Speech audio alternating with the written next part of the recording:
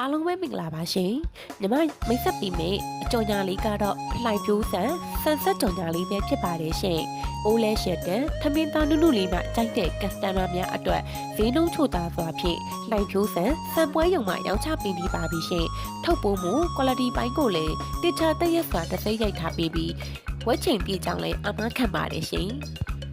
လှိုင်ပြိုးဆန်ဆက်မဆန်များကိုတာဝန်ယူမှုတာဝန်ခံမှုအပြည့်နဲ့ရောင်းချပေးနေတာဖြစ်လို့ဝယ်ယူခြင်းတဲ့မိတ်ဆွေများယခုပဲစုံစမ်းမင်းမြတ်ဝယ်ယူနိုင်ပါပြီရှင်။စိုက်တဲ့ကိုင်းတော်ကြီးရွာဘုကလေးမျိုးနဲ့အေယာဝတီတိုင်းဒေသကြီးစက်တဲ့ရန်ဖုန်းနံပါတ်39ခွန်9ခွန်99ခွန်ခွန်99 39 425 435 425စိုက်နဲ့အမှတ်17မြေဆောင်ခကွေ18လမ်း10ရက်ကွက်ဘုကလေးမျိုးနဲ့ဖုန်းနံပါတ်က39 423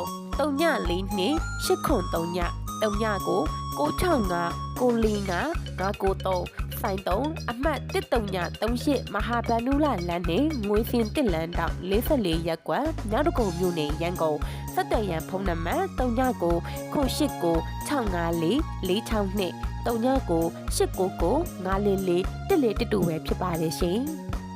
ချရတဲ့လက်လိလက်ကားထမင်းရှင်ကစတမာများကိုအကောင်းဆုံးဝန်ဆောင်မှုတွေအမြဲပေးနိုင်အောင်အစဉ်အမြဲပို့ပြီးစူးစမ်းနေတဲ့လှိုင်ဖြိုးဆန်